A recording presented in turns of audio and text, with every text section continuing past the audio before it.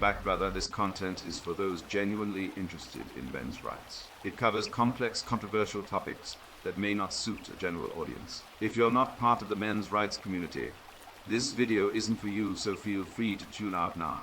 I'm Conrad Riker, a writer and advocate for fairness, dignity, and respect for men. This movement isn't about division, but addressing systemic injustices in divorce, family law, and societal expectations inspired by hard-working men unfairly stripped of their rights.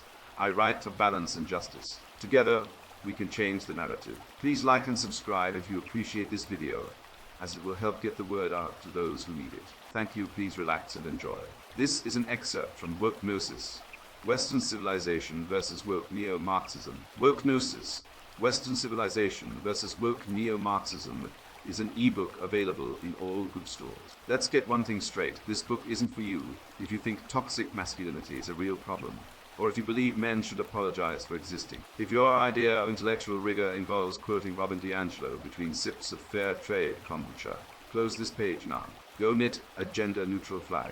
The rest of you men who still value truth, logic, and the civilization our ancestors built with blood and reason, listen closely. I didn't set out to write this book. Reality forced my hand. A decade ago, I watched a university colleague get fired for citing biological sex differences in a psychology lecture. Students accused him of violence. Administrators called his facts hate speech. That was my wake-up call. The war on truth wasn't theoretical. It was here, and its soldiers weren't holding protest signs. They held tenure. This isn't another whiny critique. Woke Gnosis connects dots. The regime prays you'll never see. Why do schools teach kids to hate their own biology? How did a second-century Gnostic hatred of the material world evolve into gender-fluid lunacy? Who decided Hegel's dialectics, a glorified word game, should dictate national policy? The answers trace back further than you think.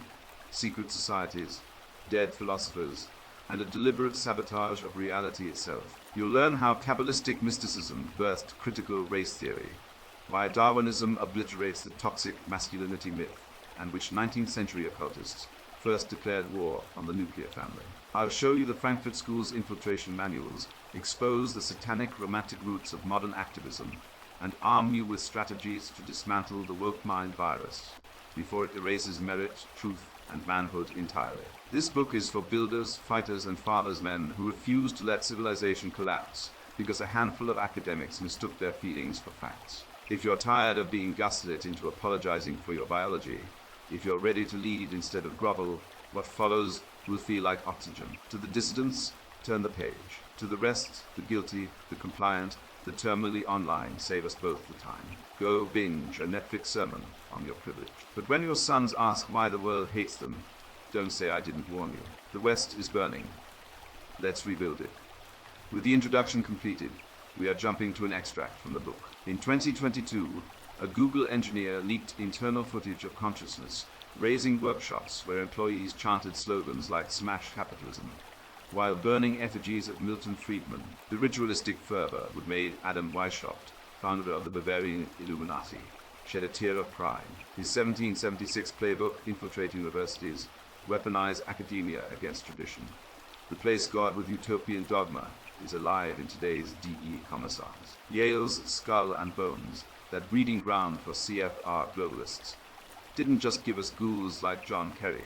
It perfected the art of grooming elites to preach open society neo-Marxism while winking at closed-door oligarchy. Freemasonry's symbols now wave as pride flags. The rainbow, once a Masonic emblem for enlightenment through rebellion, today signals corporate capitulation to queer theory. Check the data.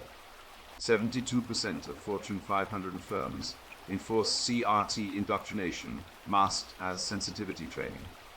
Amazon's warehouse workers now sit through re-education sessions blaming their poverty on whiteness, not Bezos of high 100 million yacht. This isn't progress, it's the cult of reason 2.0. Remember the French Revolution's de-Christianization squads smashing altars? Modern campus mobs topple statues yelling "decolonize" while demanding trigger warnings for Shakespeare. Kubrick's Eyes Wide Shut wasn't fiction. Those masked elites chanting in mansions, swap robes for Patagonia vests, and you've got Silicon Valley's anti-racism retreats, where white exits grovel about their original sin.